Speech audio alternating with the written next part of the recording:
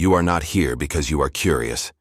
You are here because something still hurts, something unresolved, something you learned to carry quietly.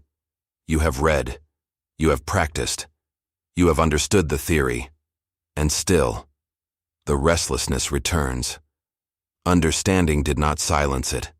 Knowledge did not dissolve it. It appears in the silence of the night, when distractions fade, when the body is tired, when there is nothing left to hold on to. That strange feeling, that something has not been resolved yet. Many come to spirituality believing suffering is a mistake, a sign that something went wrong, that they failed somewhere along the way. This belief is familiar, almost automatic. A traveler carried this same belief when he approached the Buddha. He did not come seeking miracles. He did not come seeking higher states. He came tired, not confused, tired. He did not ask for enlightenment. He did not ask for answers wrapped in complexity. He asked with quiet honesty, "If I already understand, why do I still suffer?" The Buddha did not interrupt him, did not correct him, did not offer reassurance. He allowed the silence to remain. And in that silence, something shifted, something simple, something direct, something that changes everything.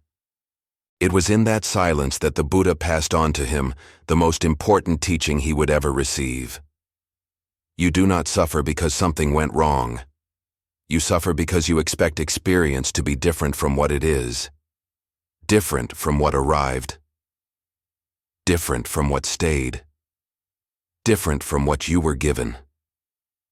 The mind argues with reality, again and again. It treats suffering as failure, as proof that practice was insufficient. That understanding was incomplete. This belief keeps the struggle alive. Quietly, relentlessly, pain appears. This is natural. It does not ask permission. It arrives on its own. Suffering begins when pain is resisted, when it is judged as something that should not be there. That resistance tightens the body, shortens the breath, creates tension, and tension accumulates. The impulse is to fix the feeling, to eliminate discomfort, to resolve what disturbs as quickly as possible. This urgency feels necessary, but it prolongs the struggle. Instead of ending suffering, it extends it. Life includes loss, change, uncertainty. This is not an error. This is how life functions. The error appears when this is turned into a personal failure. Nothing here is broken. What exhausts is not feeling. What exhausts is resisting feeling. Resistance consumes more energy than pain. Always has. When experience is no longer argued with, when there is no commentary added, something relaxes, not because pain disappears, but because the fight ends. Avoiding discomfort is learned early. Distraction, explanation, hardening. Over time, these become habits. But habits weaken when they are clearly seen. When pain is no longer treated as a mistake, the mind slows, the body responds. Suffering loses intensity. Something essential becomes visible. The problem is not experience itself. It is the relationship formed with it. And this leads directly to attachment. Attachment. Suffering does not stand alone. It leans on something. That support is attachment. Attachment is often called necessity, stability, recognition, control. It hides behind the language of need. But what is called need is often fear of being without. Attachment is not in objects. It lives in the belief that without them something collapses inside. When something becomes a condition, fear takes command. Pain is felt less from loss itself and more from the belief that something must not be lost. The mind stays alert, scanning, protecting. The body never fully rests. Peace is sought, but only if conditions cooperate. If others behave correctly, if the future remains safe. This is not peace. It is negotiation. Attachment points outward, to what has not arrived, to what may disappear. Meanwhile, the present moment passes, unlived. Even practice becomes attachment. Attachment to calm, to progress, to identity. I am someone who has evolved. At this point, practice binds instead of frees. Attachment tightens. Presence supports. One demands, the other remains. When something threatens to leave, what appears first is not love, it is fear.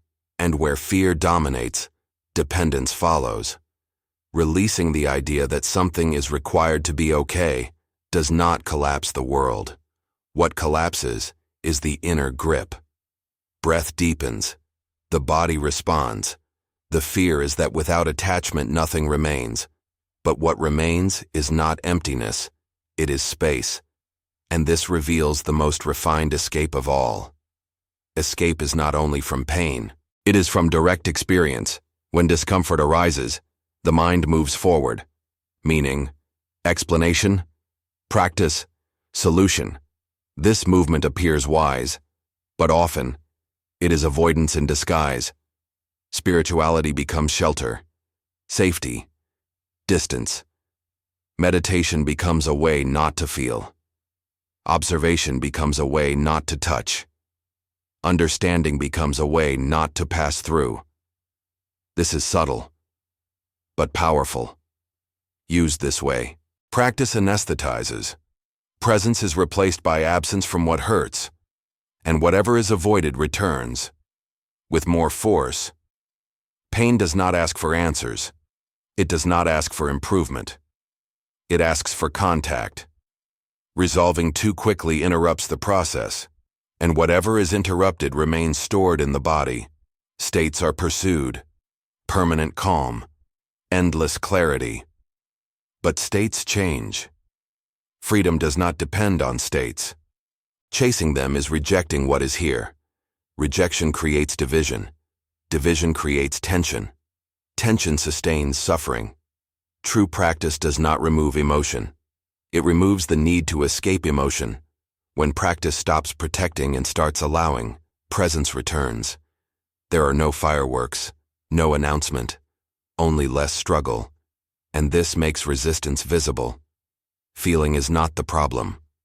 Resistance is. Emotion arises in the body before story, before interpretation, tightness, heat, movement. Suffering begins when sensation is treated as threat.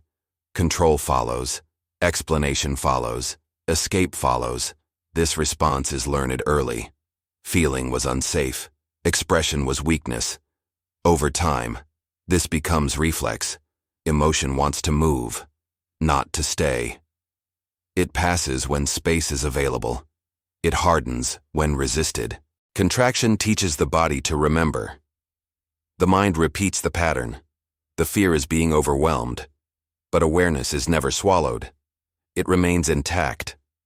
When sensation is allowed without interference, it shifts, changes shape, moves on. Resistance turns movement into weight, flow into blockage.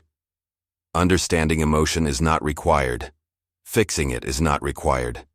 Feeling it fully is enough. This does not require force, only honesty. When resistance drops, emotion completes itself. Nothing is conquered, nothing defeated. Intensity is simply resistance prolonged.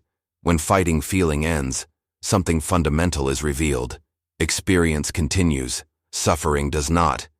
The inner war begins to dissolve. Conflict persists because life is approached through extremes: indulgence, control, distraction, surveillance. This oscillation exhausts the system. Neither excess nor denial liberates. Both avoid discomfort. The middle way is not weak. It is precise. Responding without conflict, eating when hungry, stopping when full, resting when tired, acting when clear. No battle is required. War begins when parts of oneself are rejected. What is rejected does not disappear. It waits. Simplicity feels insufficient only because effort became familiar. Constant effort signals misalignment. When self-violence ends, order returns quietly. No spectacle. No identity. The middle way offers stability, and stability sustains freedom. There is no need to become better, only a need to stop fighting what is here. When war ends, life continues, but without an enemy. Freedom is often imagined as destination, a future event. But freedom was never ahead. It appears when resistance ends, not when life changes, but when struggle stops. There is no final moment, no permanent clarity. Freedom is the absence of conflict. Pain may arise. Thoughts continue. The body feels. This is not imprisonment. Imprisonment is demanding that what is happening should not be happening. When demand falls, simplicity returns. Freedom builds no story, claims no arrival. It is present when escape is no longer necessary. Transformation is not required. Only honesty. Life remains uncertain, impermanent, but no longer hostile. The question was asked, why do I still suffer? Suffering ends when resistance ends. This is not belief. It is observation. Now the invitation is simple. Observe without interference.